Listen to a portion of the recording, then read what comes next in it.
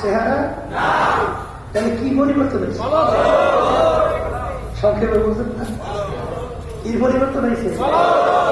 আল্লাহ রাব্বুল আলামিন তার রাসূলকে দুনিয়াতে পাঠাইছে, পাঠানোর কারণ নাই? কারণ নাই? কারণ নাই? ইয়াতলু আলাইহিম আয়াতিহি ওয়া ইউযাক্কিহিম ওয়া ইউআল্লিমুহুমুল কিতাবা ওয়াল হিকমা। আল্লাহ রাব্বুল আলামিন তার রাসূলকে দুনিয়াতে পাঠাইছেন, পাঠানোর কারণের একটা কারণ হলো আল্লাহ রাসূল তার উম্মতদের ওই আত্মশুদ্ধি অর্থাৎ কলমকে পরিষ্কার করাবে। সবাই বলে সুবহানাল্লাহ। এই সম্মান বাড়ে কি উপরে? ওই কলমের আবার ভিত্তি হইয়া, তাহলে আল্লাহর জিকিরের মাধ্যমে কলম কি হয়? এই জন্যই আমরা যখন নাকি এই যে সমস্যার কমিশন বলেন, ঐক্যমত্য বলেন, সেখানে কিন্তু আমরা প্রস্তাব রাখছি যে আত্মশক্তি ছাড়া ওই নেতৃত্বের মাধ্যমে মানুষ শান্তি কোনোদিন পাবে না, অশান্তি পাবে। কথা ঠিক না? এই আত্মশক্তি এর জন্য খুব জরুরি, প্রয়োজন। আর আত্মশক্তি না হইলে তাইলে ওই যে জুলাই থেকে 5ই আগস্ট হাজার হাজার মাইল করে খালি করে আছে না, এর ভিতরে এক আসামি শুনলাম যেখানে মধ্যে বলে আছে, ও বলে এক হাতে না কয়টা বলে নিজে হাতে ভুল করছে, দেখে না? কেটে তুমি জানো না? এই এখন বাংলাদেশে কিন্তু জেলের মধ্যে ওই এখনো নিজে না কে দেবো, ওই যে ওর সাথে কথা বললে, হ্যাঁ কে দেবো জানি করে কি ওই নৌকার ভিতরে বা ট্রলারের ভিতরে নিয়ে যায় মারার সময়, এবার কাছে লইয়া তারপর গুলি করিয়া রক্ত এবং মগজ হাতের গায়ের মধ্যে লাগে, এইবার পানি ফেলাই যায়। এর ব্যাখ্যাটা না কত মারছে, এখন জিজ্ঞেস করছে যে এরকম কাছে লইয়া তোমার মগজ এবং রক্ত এই যে বের করে তোমার শরীরে লাগে, তো কি এতে তোমার উপকারটা কি? বলে আমার একটু ফিলিংস বাড়ে। মানুষটা কুত্তা সুগারের সব খারাপ, হ্যাঁ? এই জন্য আল্লাহ রাসূল সাল্লাল্লাহু আলাইহি ওয়াসাল্লাম বলেন, শোনেন, ইসলামী নীতি আদর্শ এটা সমস্ত মাখলুকাতের জন্য, সমস্ত মানুষের জন্য, এমনকি সমস্ত গাছপালা তরুণতার জন্য একটা শান্তি পাবো। আল্লাহ রাসূল সাল্লাল্লাহু আলাইহি ওয়াসাল্লাম বলেন, অনার্থক একটা গাছের পাতাও তোমরা ছিঁড়বে না, কারণ প্রয়োজন না হলে গাছের পাতাটা ছেড়লে গাছটা কষ্ট পায়। কথা বলে না? এই আদর্শ, এই শিক্ষা কে দিয়েছে? আল্লাহু আকবার। এই জন্য দেখবেন যে ইসলামী নীতি আদর্শ এর মাধ্যমে দুনিয়াতে মানুষ শান্তি পায়, আখিরাতে মুক্তি পায়। কথা ঠিক না বেঠে? আর যারা নাকি এই যে মানব রচিত কুফরি তন্ত্রমন্ত্র, আমেরিকার আমেরিকান প্রাক্তন প্রেসিডেন্ট, এই প্রচলিত গণতন্ত্রের থিওরি ছিল government of the people, by the people, for the people. তিনি এক কথায় বোঝাতে চেয়েছেন সমস্ত ক্ষমতার মালিক জনগণ। এই জন্য আজকে আমেরিকার ভিতরে দেখেন অশান্তির কোন শেষ আছে? আত্মহত্যার কোন শেষ আছে? লন্ডনে আমার বোন থাকে, আমার বোন একদিন বলছিল যে একটা মহিলা ও বুড়া হওয়ার পরে এখন ওর সাথী একটা কুকুর, কুত্তা, আর কেউ নাই, এখন এই কুকুরটা নিয়ে হাঁটে আর 2 চোখ দিয়ে বাইয়ে বাইয়ে বাড়ি করে, আর আফসোস করে আর বলে, আমার যখন জওয়ানি ছিল, আমার যখন সৌন্দর্য ছিল, আমার যত রূপ ছিল, তখন আমার কত মূল্য, আমার কত দাম, আমার কত আদর, আর আজকে আমি বুড়া হওয়ার পরে এখন আমার পাশে কেউ নাই, এখন আমার সাথী সঙ্গী হলো একটা কুকুর। এই হলো তার নীতি আদর্শ। আজকে তাম দুনিয়ার ভিতরে সবচেয়ে বেশি আত্মহত্যা কোন দেশে? আমেরিকায়। কোন দেশ?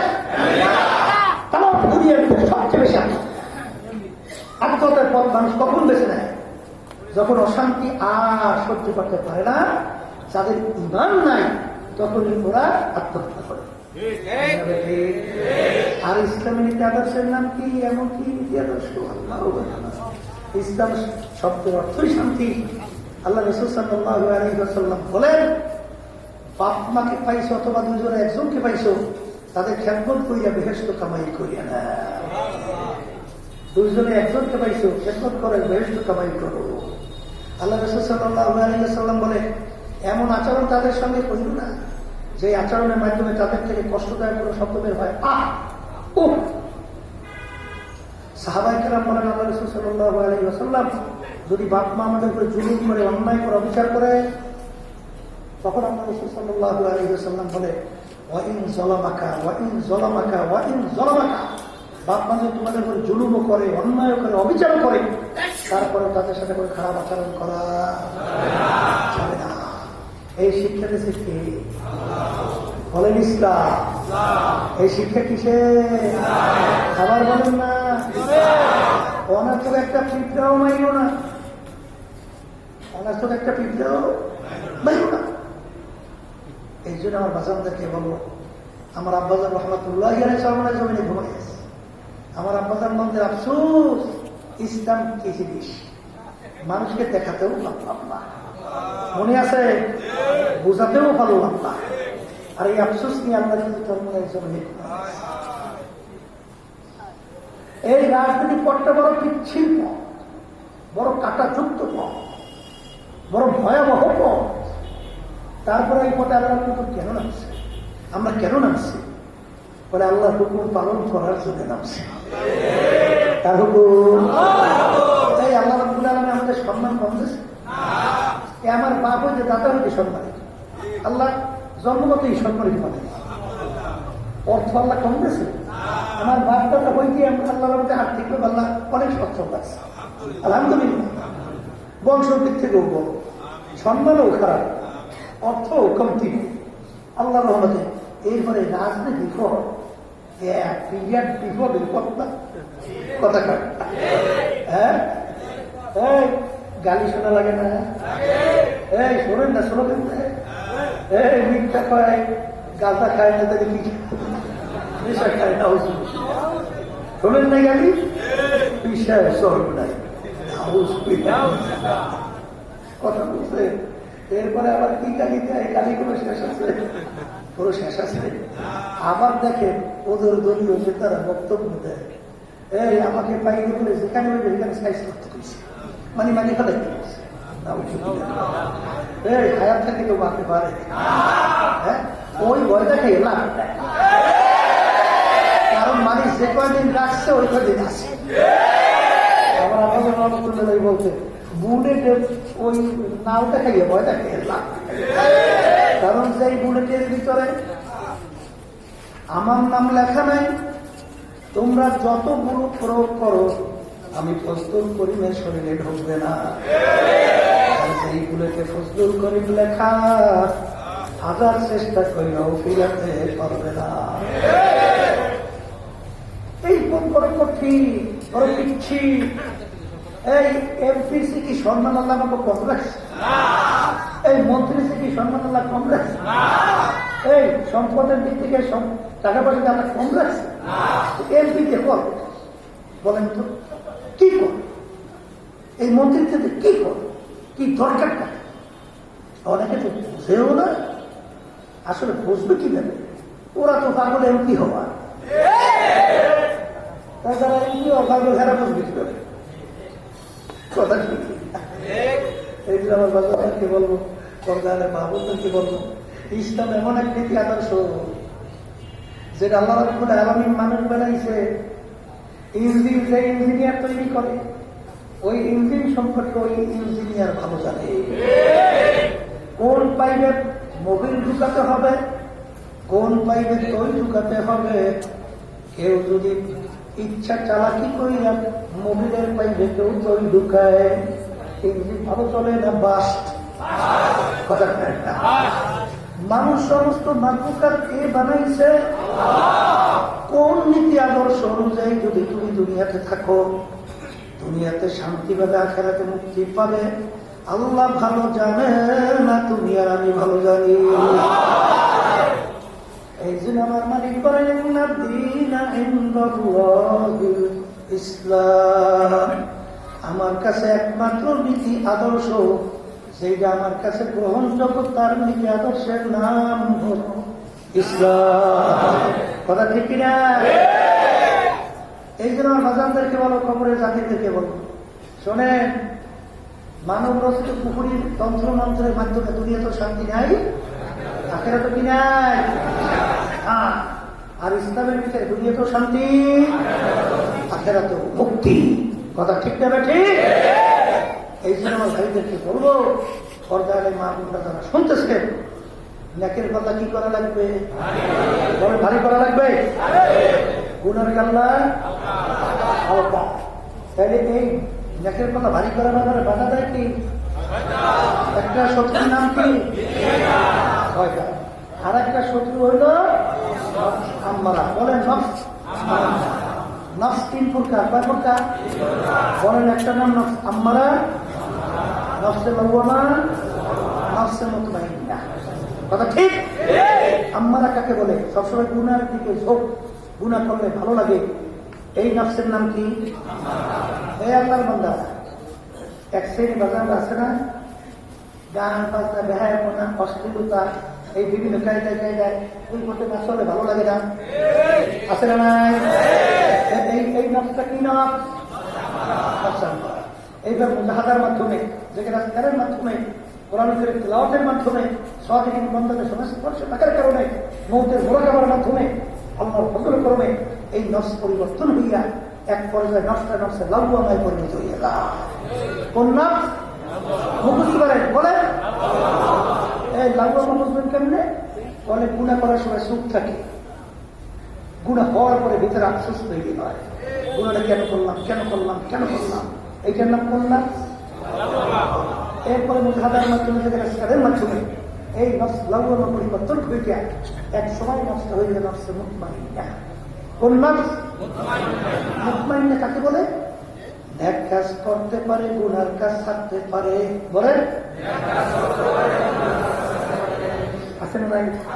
আছে না নাই? এই নফসটার নাম কি? এর কবরের যাত্রীরা যারা বেহেশতে যাওয়ার আশায়, জাহান্নাম থেকে বাঁচার আশায় ফিরে আসছি, বেহেশতে যাওয়ার জন্য আমার মালিক তো শর্ত লাগাইছেন, এবং কিয়ামতের ময়দানে আমার মালিক ডাক দেবেন, ডাক দিয়া বলবেন, ইয়া আইয়াতুহান নাফসুল মুতমাইন্নাহ ইরজিই ইলা রাব্বিকি রাদিয়াতাম মারদিয়াহ ফাদখুলি ফি ইবাদি ওয়াদখুলি জান্নাতি। সুবহানাল্লাহ। এই কিয়ামতের ময়দানে আমার মালিক ডাকবেন কোন নফসদেরকে? বলেন নফসে মুতমাইন্না। নফসে মুতমাইন্না বুঝেন তো?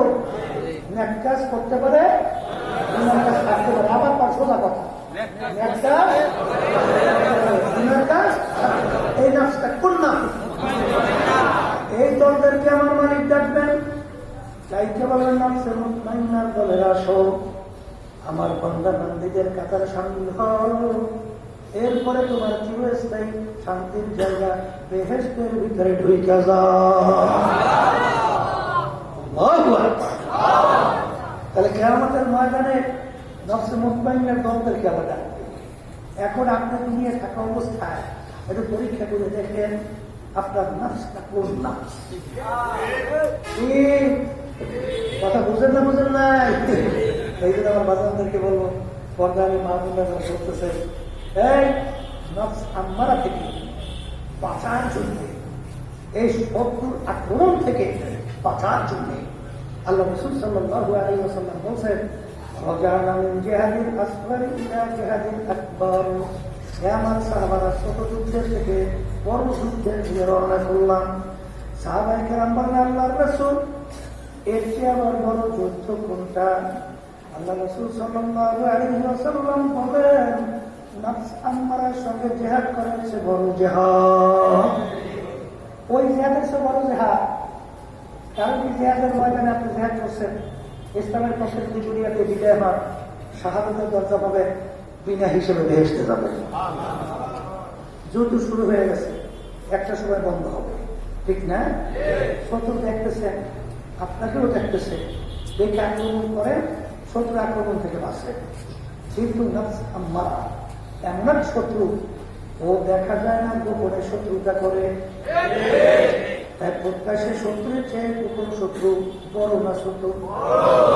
হ্যাঁ, হে আমার বান্দারা, পর্দার মা বোনেরা, ওই শত্রু আঘাতে যদি আপনি ঘায়েল হন, পরাজিত হন, আল্লাহ মাফ করুন, আপনি চিরতরে জাহান্নামে চলে যাবেন। কোথায় যাবে? হ্যাঁ, এই দিতে যায় জাহান্নামে।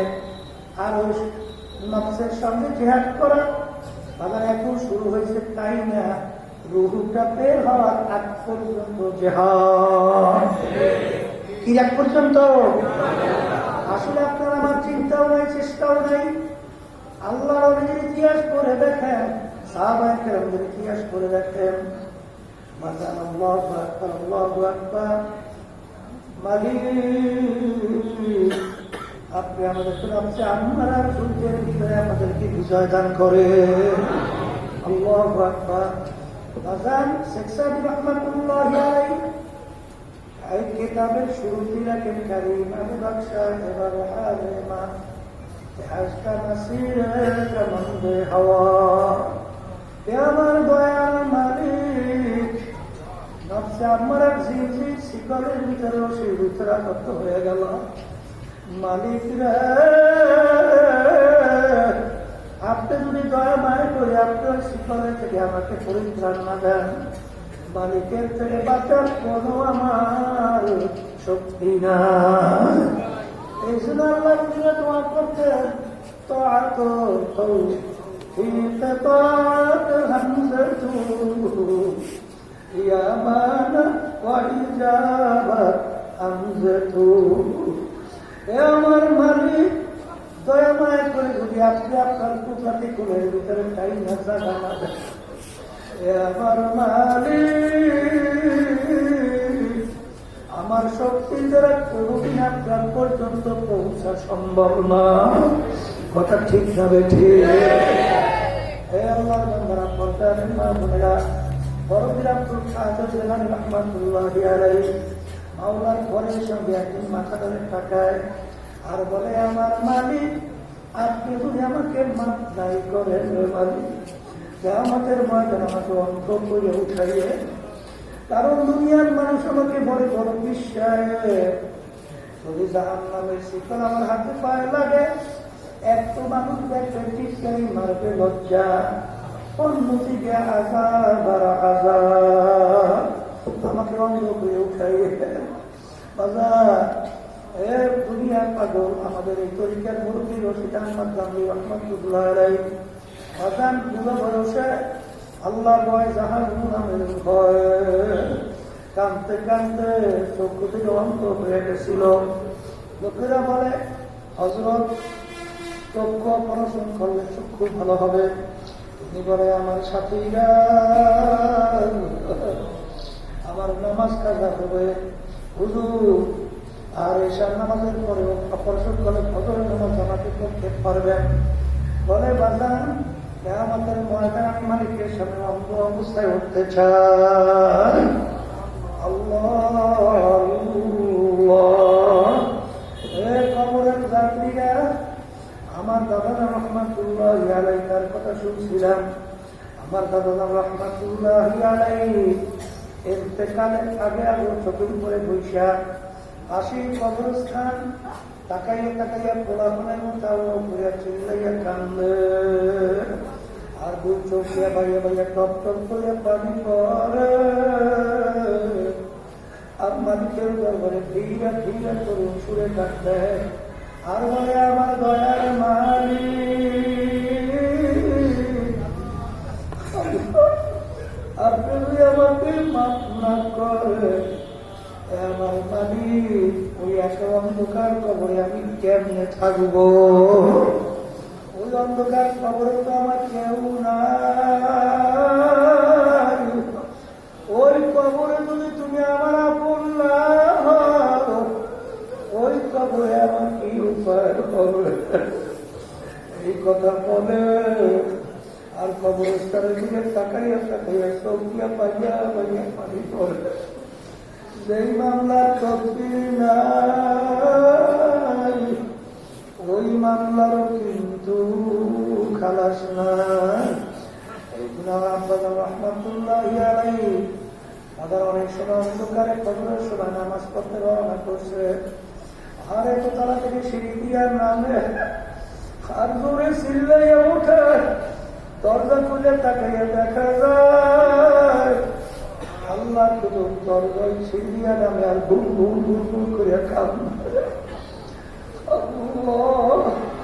যাদের জীবনটা মাওলার রাস্তায় কাটাইয়া দিল, তারপর মন মানে না, ওই অন্ধকার কবরে কি উপায় হবে? এই জন্য আমার বাজানদেরকে বলব, রজানা মিন জিহাদিল আসগরি ইলা জিহাদিল আকবার।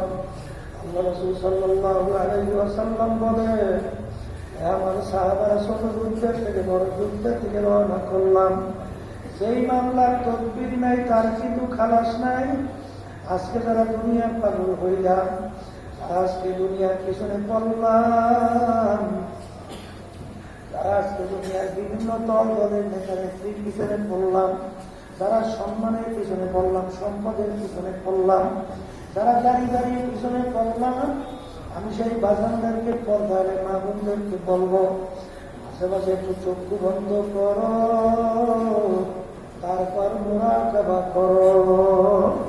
বাজান ফরিদপুর গেছিলাম, সেখানে একজন আমাকে বলতেছিল, হুজুর এলাকার ভিতরে বড় ধনী, মারা যাওয়ার পরে আরে যত অন্ধকার হয়ে আসতেছে, ঘরের ভিতর থেকে ডাক দিয়া বলতেছে, এই লাশ রাত্রে ঘরের ভিতরে রাখা যাবে না, কারণ এই লাশ ঘরের ভিতরে থাকলে ছোট ছোট বাচ্চারা লাগবে, ভয় পাইবে।